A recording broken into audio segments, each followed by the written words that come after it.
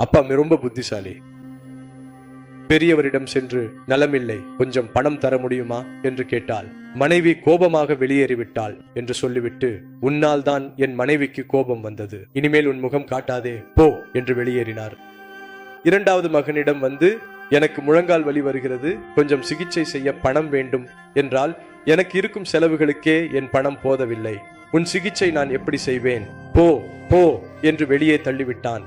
மகளிடம் வந்து, அம்மா எனக்கு உடல்நிலை சரியில்லை அம்மா என்று சொன்னேன். அப்பா, இப்போது உனக்கு ஏற்பட்ட பிரச்சனை என்ன?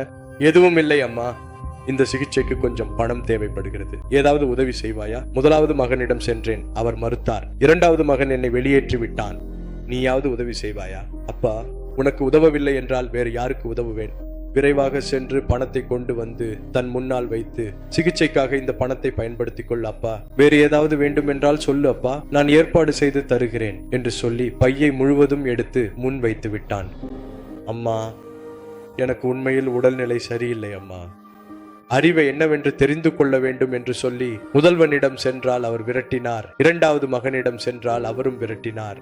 நீ மட்டும் அன்புடன் ஒப்புக்கொண்டு என் சிகிச்சைக்காக பணம் கொடுத்தாய், எங்கள் வங்கியில நிறைய பணம் மீதி இருக்கிறது அம்மா, எப்போது என்ன ஆகும் எனக்கு தெரியவில்லை என்பதால் இந்த பையில் முழுவதும் லட்சக்கணக்கான ரூபாய்கள், கோடிக்கணக்கான ரூபாய்கள் கொண்டு வந்துள்ளேன் அம்மா, நீ என்னை ஒப்புக்கொண்டதால் தான் கார்டும் இருக்கிறது அம்மா, எவ்வளவு வேண்டுமானாலும் எடுத்துக்கொள். அவரிடம் இல்லாமல் கேட்பது போல நம் புத்தி என்னவென்று தெரிந்து கொள்ளவே அவர் கேட்கிறார். அவரிடம் இருப்பதை நமக்கு தர வேண்டும் என்றால் நம் புத்தி அவருக்கு தெரிய வேண்டும். நன்றி இருந்தால் கடவுள் என்ன செய்வாரு?